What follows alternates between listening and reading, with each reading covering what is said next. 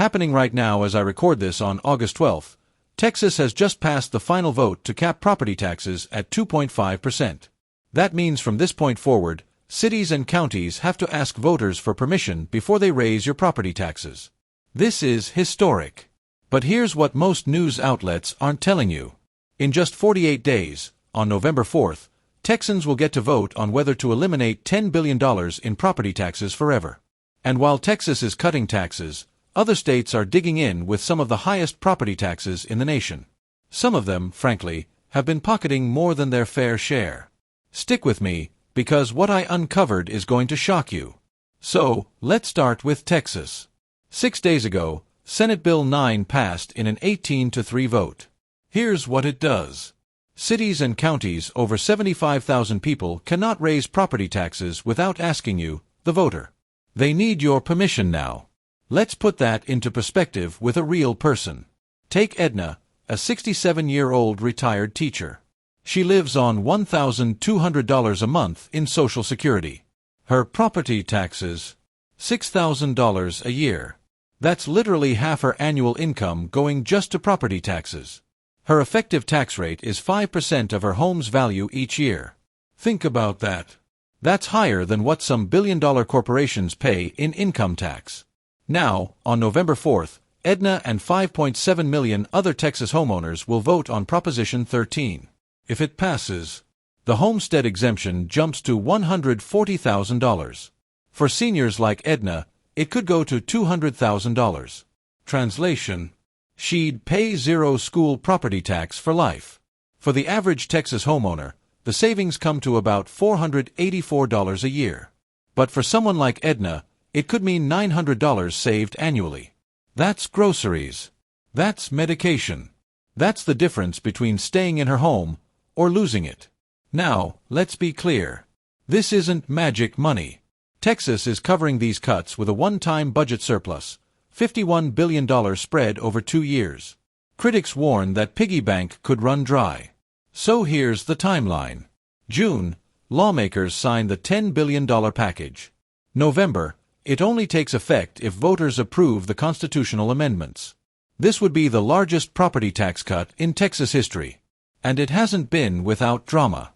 House Democrats literally fled Texas, flew to Boston, to block a GOP redistricting plan. Their walkout delayed the property tax vote, giving Governor Abbott a talking point. Democrats are blocking tax cuts for working families. But the numbers don't lie. 5.7 million Texas homeowners affected. Seniors and disabled residents could receive a $200,000 exemption. Most would pay zero school property taxes for life. Texas isn't alone here. Other states are watching like hawks. Florida, a House committee discussed eliminating property taxes entirely. But here's the catch. They'd need a 12% sales tax to replace it. Right now, Florida has 6%. They'd have to double it, making it the highest sales tax in the nation, which would hit poor families the hardest. North Dakota. Voters just rejected abolishing property taxes after experts warned it would cause massive tax hikes in other areas. Nebraska. Activists are pushing to eliminate property, income, and corporate taxes, replacing them with a 21% consumption tax. Michigan. They had a petition literally called Axe the Tax. So what we're seeing is this. The Overton window, the range of political ideas considered acceptable on tax policy, is shifting. What was impossible 5 years ago is now on the ballot across America. But before we get carried away, let's rewind. We've seen this movie before. In 1978, California passed Proposition 13. Property tax revenue plummeted. At the time, California schools ranked in the top 20 nationwide. After Prop 13, they fell to 48th. Class sizes exploded. Libraries closed. Music programs disappeared. California went from 7th in school spending to 47th after Prop 13's caps took effect. Now Texas leaders are promising that won't happen here. Why? Because they're using state funds to backfill school districts. But remember, they're using one-time surplus money. What happens when that runs out? The Federal Reserve Bank of Dallas has already warned.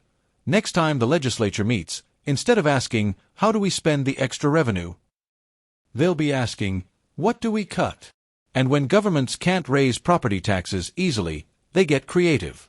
Higher sales tax, impact fees, vacancy taxes, steeper fines. Look at Washington, D.C. Vacant properties are taxed at 5% compared to 0.85% for occupied ones. That's effectively 500% higher. Part 5. The Shocking Scam, 1230 to 1530. And this is where the story takes a darker turn. Because while Texas is cutting taxes, other states were quietly stealing home equity. Here's how the scam worked. Someone falls behind on property taxes. Say they owe $5,000. Their home sells at auction for $100,000. By law, the government should keep the $5,000 and return the $95,000 balance to the homeowner. But in 15 states, governments were keeping it all. Yes, literally pocketing tens of thousands beyond what was owed. Earlier this year, the U.S. Supreme Court ruled this practice unconstitutional under the Fifth Amendment. The case: Tyler versus Hennepin County. It involved Geraldine Tyler, a 94-year-old widow in Minnesota. She owed $2,300 in unpaid taxes. The county sold her condo for $40,000.